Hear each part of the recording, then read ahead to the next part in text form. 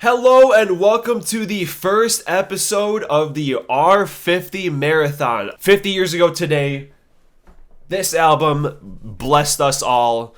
Not me, because it's 20 years before me still, so I wasn't there. But you know what? I was there in spirit. I knew it was going to happen, and here we are 50 years later. We're talking about all of these songs, and we're talking about this good-ass album. All you clowns out there who don't like this album, man, you guys are absolutely tripping. Because I'm sorry, this is like top 10 of their albums. I don't give a shit. I will fight anyone to the death over this. But anyway, enough talking about the album. Let's get into the songs, yeah?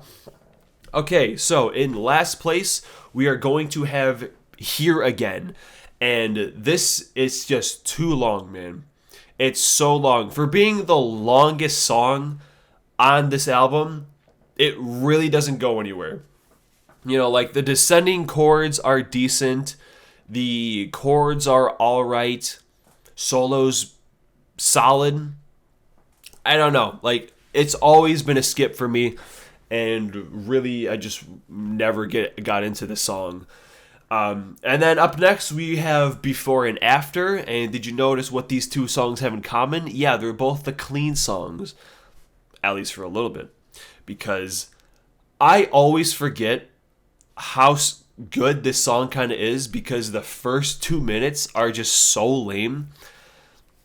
Like, I just hear those opening harmonics. I'm just like, ugh, I don't want to listen to this. Skip. But then after you get to like the 2.5 minute mark, it becomes an entirely different song, and it actually kind of kicks ass. You know, if they just deleted those first 2 minutes and then just have the rest of it, it probably would have at least been above the next song on this list. But sorry, those first 2 minutes just make me completely forget the whole rest of the song, because that's all I think about when I hear this song. And up next, we have perhaps definitely one of their most goofy songs, In the Mood. And it's really impossible to take this song seriously with the lyrics. But I'm sorry, man. Alex is just grooving the shit out of this entire song. And despite it being kind of laughable, it's a pretty solid song other than that. And then we got Take a Friend. And this one is just...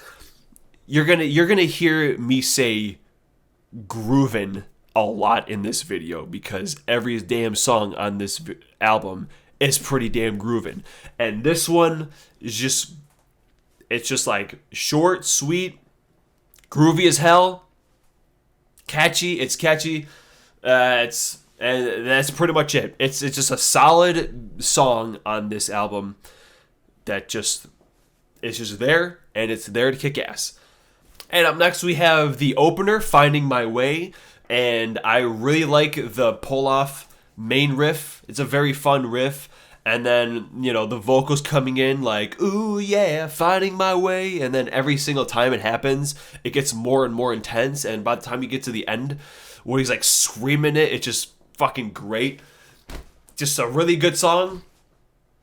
I really like it. And then coming up next, we have What You're Doing. And, you know, on an album that's just full of grooves, this song is perhaps the most groovy. You know, the verse definitely has some sauce to it. And, you know, especially on this song, when I think about all the people who disregard this album or don't like it or have it in their bottom tier, I hear this song and I just think like, man, you're a dummy, man. This fucking album is just, it's just so fun to listen to, and it has just so much energy, and it's really good. I'm sorry, I just think I just really like this one. It's a really good album. But yeah, What You're Doing, it just makes you bob your head the entire time, and hell yeah, man, good shit. And then on number 2, we have Need Some Love. And, you know, it's like, it's short, sweet, good-ass grooves. Easily my favorite Rutsy track. He just, every time he does like a fill after the chorus, it gets more and more intense, and he's just going ham the whole time. Good stuff. Yeah, I honestly I threw songs, like I've been moving songs all around, listening to this album because I just couldn't decide which songs I liked more than others because I really like all of them. But you know, we have our number one song, and it's like no shit, right? Like, yeah, of course, Working Man is number one. What am I, an idiot? Like, objectively, it's the best song on here. Most of everyone can relate to the lyrics. The main riff is super iconic. The solo kicks ass. It's like you already know why it's number one. Why do I even gotta sit here and explain it to you? Enough said. And alright, well, that's gonna do it for this video. Tune in on Thursday. So up next, obviously, we have Fly By Night, which is a very important album. Not just for Rush, but for the music world, as it would introduce the main man himself. But until then, man, listen to this album. If seriously, man, if you're one of those guys who are just like, they're just copying Zeppelin. Hell no, dude. This shit kicks ass. Definitely want to listen to it. And yeah, it's really good.